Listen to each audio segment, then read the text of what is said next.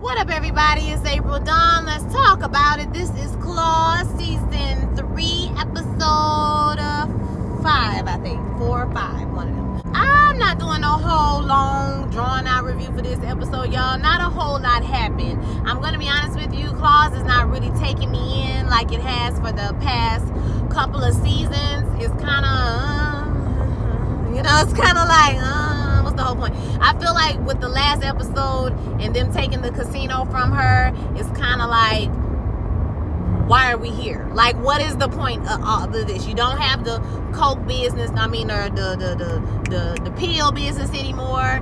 Now you don't have the casino anymore. Like, what's the tea? Or you just have she still do, because her name is on the license or whatever for that clinic.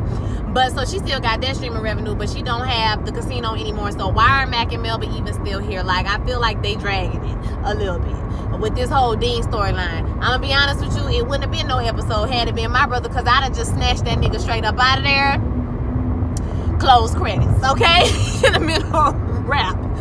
But this episode is mostly about Dean. We spend a lot of time trying to get Dean to realize that Mac and Melba are bad people, but him and Mac have formed this tight relationship over Mahjong, and him being a mentor to him and all this and that. Even Melba is like, why the hell are you worried about this boy? We got rid of him and we don't want to re-engage Desna, right? We also meet Desna and Dean's father, who is Ernest Bordelon. No, I'm playing. It's the Colonel. It's the Colonel from a different world. I don't know his name, child, but he is the pappy, and we didn't know he was alive and well and working, and apparently he's doing very well for himself, but didn't even know who Desna was when she came to talk to him. So he kind of acted funny the first time, but he came back to her and he wanted to, rekindle the relationship with him and Dean and her. And so he goes to find Dean in the casino. He finds him, he tells him that he wants to bring him to some type of exhibit, because Dean is always talking about exhibits and stuff. And so, or that him and he said his company did a restoration on the project, so he wants to bring him to go see it. So he does get him out of the casino to go see this exhibit, which is pretty cool. But after Max sees them interacting, he offers him money, and Daddy don't take the money. So what happens is Melba is like, oh, you love Dean so much, Mac, I'm gonna help you out. I'm gonna help you get your Dean. So she poisons Daddy coffee.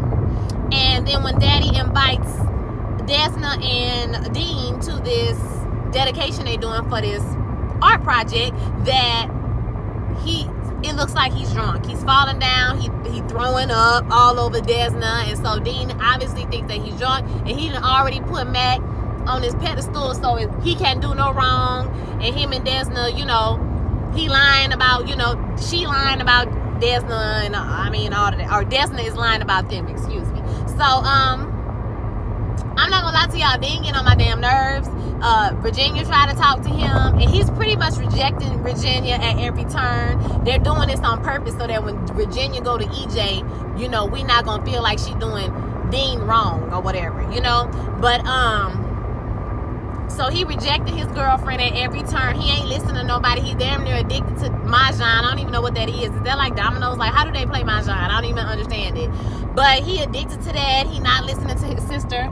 I think the only thing that's going to save his life in the end is that he has a relationship with Mac, and they are close, and Mac likes him, is more than just, Desna brother. He really likes him. So I think that's going to save him in the end, because some kind of way I think Melba and, Mac Dean at some point, but I think that's going to save his life. So what else is going on, y'all? Rolla and Desna are talking about moving in together. I thought that this is going to be cute. I think their relationship is cute, and I hope it lasts, but I don't think it's going to last. But, we're going to ride it till the wheels fall off. You feel me? So I feel like him and Desna, he looked real good in them boxer shorts and that stickler outfit he had on. He still looked musty in that blue jumpsuit, because I was like, that's polyester. He had no shirt on, and it just gave me a musty vibe. But he looked good. They got their relationship together, and I'm happy for them. Now, this whole thing with Quiet Ann being pregnant, first of all, you nasty. You ain't had sex with no man in 1,000 years. And the first time you have sex with a man, girl, you won't use no protection, and you let him bust? Girl, that's a girl. I I mean, I know you've been out the loop, but damn, you know what I'm saying? You was married. You know how this thing works. So I think that it would be kind of predictable for her to get an abortion. I think they're gonna roll. I think that she's gonna keep the baby, and it'll be like an oxymoron. Now, disclaimer. I know this might be crazy, but studs do get pregnant. They got all the parts.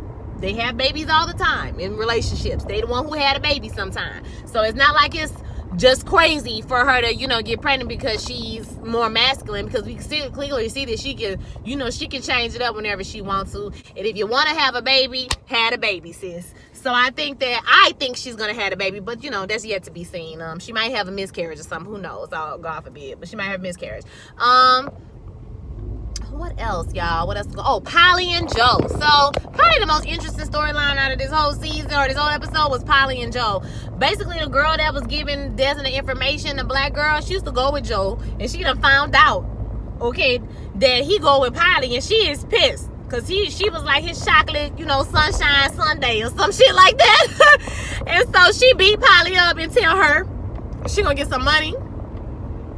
And or she don't get no money, or they don't cut her in, she's gonna tell Mac and Melba. So Polly goes back to tell Joe this, and Joe's like, he's gonna take care of it real nonchalant too, like it don't even matter. And she was like, okay, you gonna take, he's like, I'm gonna take care of it, don't worry about it. And so she goes to get the girl the money, and she find that girl dead, just swinging into the bedroom, honey. I said, wait a minute.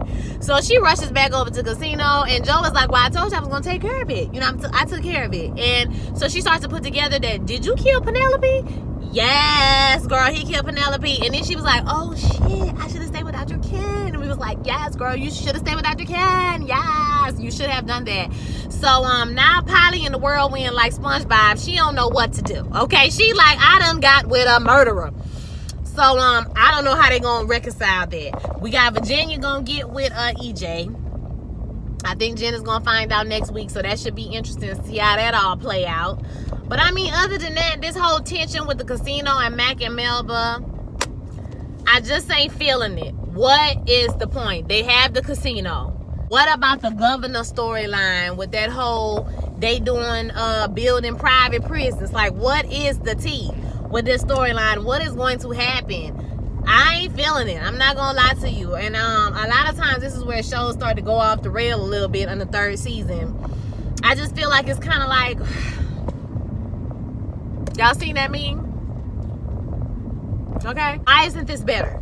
Why are we not just snatching Dean ass up out of there? No tea, no shade. I don't know how that work when if somebody in the mental health like professionals can tell me, like, what happens? Is Desna his legal guardian, or is because he of age, even though he don't have his 100% mental capacity, is he able to just tell her no and just go off and do whatever he want? I don't exactly know how that works, so I can't really make the judgment. But had that been my brother, I'd have snatched his ass up out of there, period. Whether you had your full mental capacities or not, I'd have came in there and snatched your ass clean up out of there. So ain't finna be no arguing and you telling me damn no. Hell no. No. Child, I don't know what's gonna happen with that. But other than that, it's really like nothing else going on, y'all, like that.